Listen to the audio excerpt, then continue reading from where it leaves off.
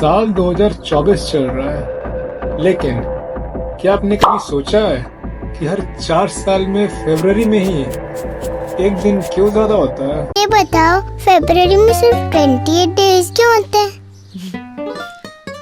तो इससे पहले हम लोग इसके बारे में बात करें, थोड़ा इसके हिस्ट्री के बारे में जान लेते हैं।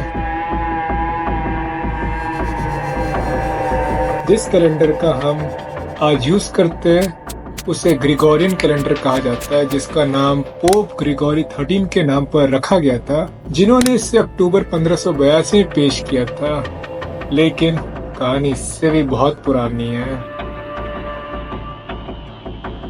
एंशिएंट रोमन कैलेंडर में सिर्फ 10 महीने होते थे, जिसमें करीब टोटल 304 दिन ही होते थे। वो कैलेंडर मार्च से शुरू होता और दिसंबर में खत्म होता, जिससे सर्दियों के पीरियड का कोई हिसाब ही नहीं रहता। बाद में इसमें जनवरी और फरवरी को जोड़ा गया, जिससे कैलेंडर लूनर साइकिल और सोलर ईयर को अच्छे से बता सके। तो इससे पहले हम समझे कि फरवरी में 29 डेज क्यों होते हैं, थोड़ा लूनर साइकिल और सोलर ईयर के बारे में जान लेते हैं। तो लूनर साइकिल, जिसे सिनोडिक मंथ के रूप में जाना जाता है, ये वह समय है जो चंद्रमा को पृथ्वी के चारों ओर एक परिक्रमा पूरी करने और उसी चरण में वापस लौटने में लगती है, जैसे कि एक अमावस्या से दूसरे अमावस्या तक। लूनर साइकिल का एवरेज ड्यूरेशन करीब 29.5 डेज होता है। लूनर साइकिल में अमावस्या या न्यू मून, फर्स्ट क्वार्टर, पूर्णिमा यानी फुल मून और थर्ड क्वार्टर होता है। तो ये होता है आपका लूनर साइकिल।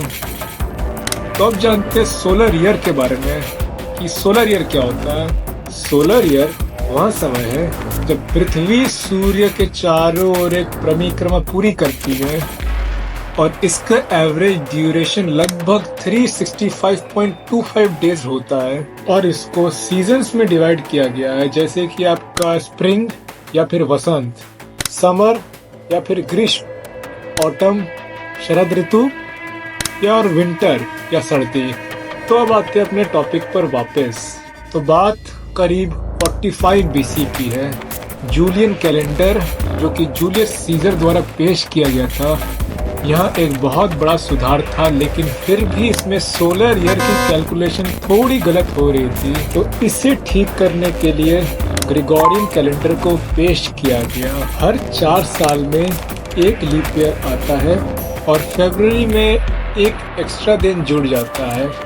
यहाँ एक्स्ट्रा दिन 29 फरवरी कैलेंडर ईयर को सोलर ईयर के साथ मैच करने में मदद करता है, क्योंकि जो सोलर ईयर में 365.25 डेज है, उसमें जो 0.25 डेज जो एक्स्ट्रा है वो हर 4 साल में एक दिन बढ़ाकर इसे मैनेज किया जाता है। तो अब हम लोग जानते हैं लीप ईयर के रूल्स के बारे में।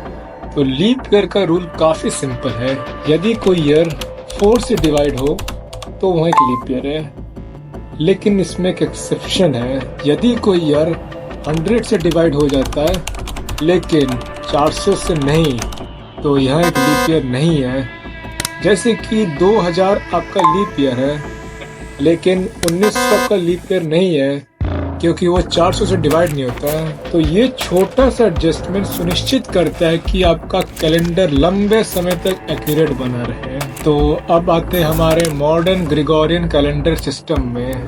ग्रिगोरियन कैलेंडर इन सारे रूल्स को फॉलो करता है, जिसमें हम अपने कैलेंडर को सोलर ईयर के साथ तालमेल में रख सकते हैं। इसीलिए जब आप हर 4 साल में फरवरी में उस अतिरिक्त दिन को देखते हैं, तो यह एक छोटा सा एडजस्टमेंट है जो हमारी टाइम कीपिंग सिस्टम की एक्यूरेसी को बनाए रखने में मदद करता है। उम्मीद है कि अब आपको पता चल गया कि फरवरी में 29 डेज हर 4 साल में ही क्यों आता है।